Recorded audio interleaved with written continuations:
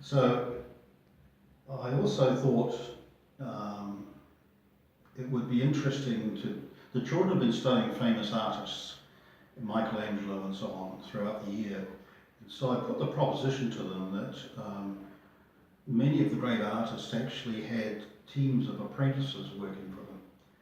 And I invited them to consider becoming my apprentices, on the understanding that I was the master artist and that I would give instructions in terms of what must be done, and they did the hard work while I had a cup of coffee, but I finished the painting.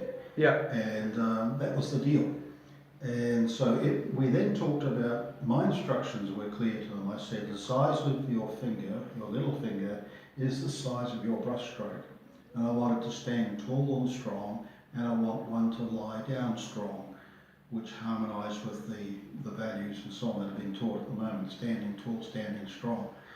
And but I also taught them the difference between an artist painting from their thinking box and their feeling box. And so we spent time talking about the feeling box, and they had to feel where to put their two brush strokes on this canvas. The canvas is, I think, from about 1.5 metres by 1.5 metres. So over 700 people put two strokes on the painting, and then I did a little bit more at the end just to finish it off, but sufficient to allow the energy of the children to come through. Yeah, it was a nice finishing touch. A bit of white in the centre, drawing the eye in. And so from an education point of view too, what I did after each group of people, whether it be the caretakers or the staff or a class, I took a photograph of where the painting was up to. So we've actually got an evolvement of the painting across the PowerPoint, which the teachers have looked at so far and have found fascinating. So I think that's really good for parents to see as well. Yes. To see how these things evolve, you know. Yeah, and you're calling it sort of like a book?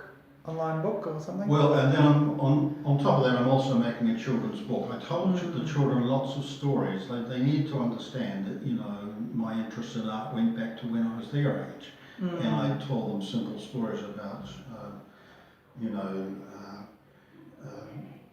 breaking into my grandfather's studio when I wasn't allowed to, and sniffing the oil paints. Not that we should do that, because now scientists have found that it's actually bad for your brain. Right, and so I've got a mother who sniffs terps, as in they go together. Yeah. Oils and terps. That's right. Anyway, I told them lots of stories from my childhood. So what I'm doing is I put that together into a children's book, and it includes the artwork, and it says things like, how do I know when a painting's finished?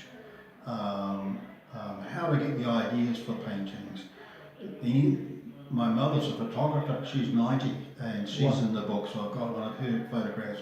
And my granddad was a painter, and this is one of his paintings. So trying to give the idea that, you know, there's a whole lot of stuff around being an artist. It's not just drawing pictures, it's not just painting, there's a lot more going on.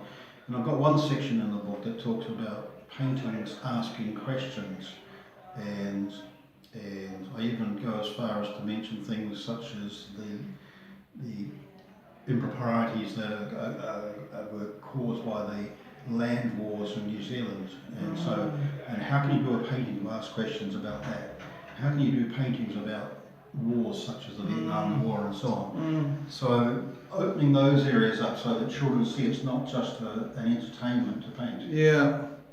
Okay, nice. Thank you ever so much for the interview today. Good. And I'll definitely let you know where the link leads to. Very good. Okay, thank you very much. Good.